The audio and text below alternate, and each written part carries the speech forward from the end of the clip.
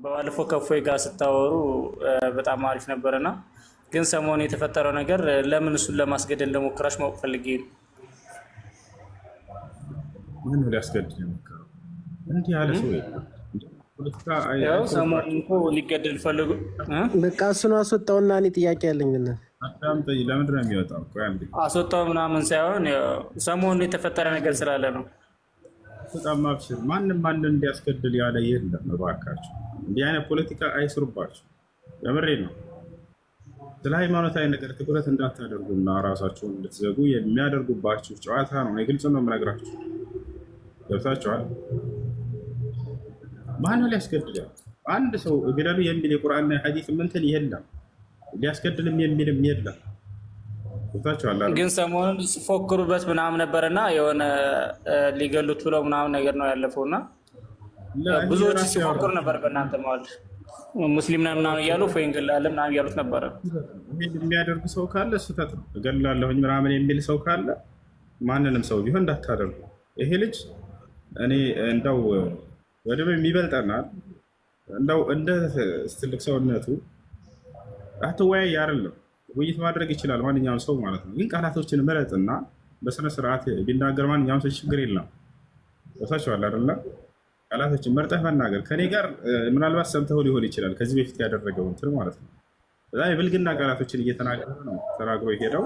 እኔ ምንም መልስም አልነበር። ለዚያ ነው የመለስ አላቃተኝም። ግን እሱ በወረደበት ቦታ ላይ አልወርድም። ወጣል አይደለ? እኔ ብሰድብስ ማንን እሰድባለሁ? ማርያምን ልሰድባት አልሰድብም። ኢየሱስን ልሰድብ አልሰድብም። ገብርኤል ልሰድብ አልሰድብም።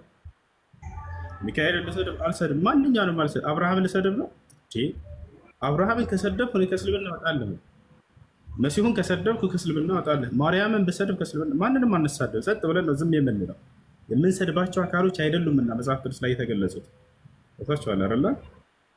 እና እንደፈለገ እንዲህ አይነት ቃል ከሚናገር አለ አይደለ? በቃ ያለውን ቃላቶችን መርጦ በዚህ እኔ እዚህ ጋር ከዚህ በፊት ልጆች መጥተው ነበር። የሚገርምህ ያ ቪዲዮ እንትን ከማለቱ በፊት እኔና እሱ ከመነጋገራችን በፊት የዛሬ ዓመት ነው። ልክ እንደዚህ ክርስቲያን ልጆች ናቸው በጨዋነት ገብተው ጠየቁኝ። ይህ ጥያቄ ጠየቁኝ እና እንደዚህ ነው በቃ ይዛችሁት ነው። እኔ እዚህ ጋር ጥያቄዎችን ሁሉ ልመልስለት አልኳቸው። አይ ገስት ላይ አልመጣም እያለ ነው አለ። እሺ በውስጥ ችግር የለውም አልኳቸው። በውስጥ ጠሩት። ያን ብልግና ቃል ተናግሮ ሄደ። ቻለ አሁንም ቢሆን ማንኛውም በእስልምና ላይ እኔ ትችት አለኝ ጥያቄ አለኝ የሚል ካለ እስላማዊ ጉዳይ ያነሳለሁ መጥቶ ማንኛውንም ጥያቄ መጠየቅ ይችላል። ያው እነዚህን ጥያቄዎች ነው እሱ የሚያነሳው። ልጆቹ ቅድም ገብተው ነበር። ቅድም የሆነ ልጅ አነሳቸው። ችግር የለውም አስተናገድኩ። በጨዋነት ጠየቀ። እዚህ ላይ እንደዚህ ግንኙነት አድርገዋል የሚል አይቻለሁ እያለ ያሳየኛል። ተረዳ ሄደ። እነዚህን ቃላቶች ግን እሱ አውቆ ስሜታዊ ለማድረግ ሙስሊሞችን በብልግና ቃላቶች ይገልጻቸዋል። ከዛ እውነትና ያዝኑ ይላሉ። እንደዚህ አያስኬድም።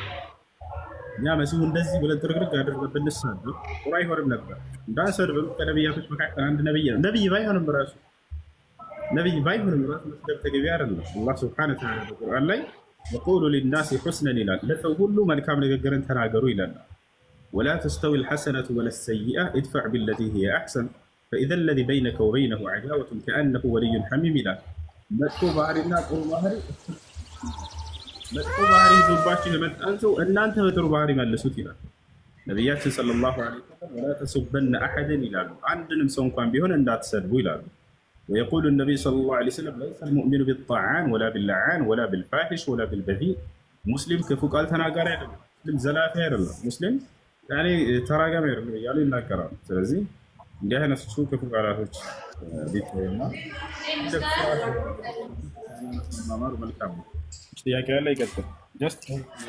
በጣም አሪፍ ነው የመለስክበት በጨዋ መልኩ። ብቻ እኔ እንደዚህ አልጠበኩም ነበር። ጥሩ ነው የመለስክልኝ። ግን ያው በቪዲዮ ላይ የወጡ ብዙዎች ሲዝቱ ስለምሰማ ነው መወያየት መልካም ሆኖ እያለ እንዴት እንደዚህ መዛት ምናምን ነገር አስፈለገኩ ብዬ ይሄ ነው። ከዚህ በፊት ያስጠንቅቄያለሁ። ማንኛውም ክርስቲያን ውይይት የሚሰራም ልጅ ሊሆን ይችላል። ማንኛውም ሊሆን ይችላል። ቪዲዮ እየሰራችሁ ማድረግ ነው። አንተን መግደል ነው። አንተን የምትሉ ሰዎች እስላምን አትወክሉም። አንተን መግደል ነው። አንተን ብናገኝህ ምናምን የምትሉ ሰዎች እስላምን አትወክሉም እያልኩ ነው። ቦታችኋል። ይሄ ፍጹም የተገቢ አይደለም።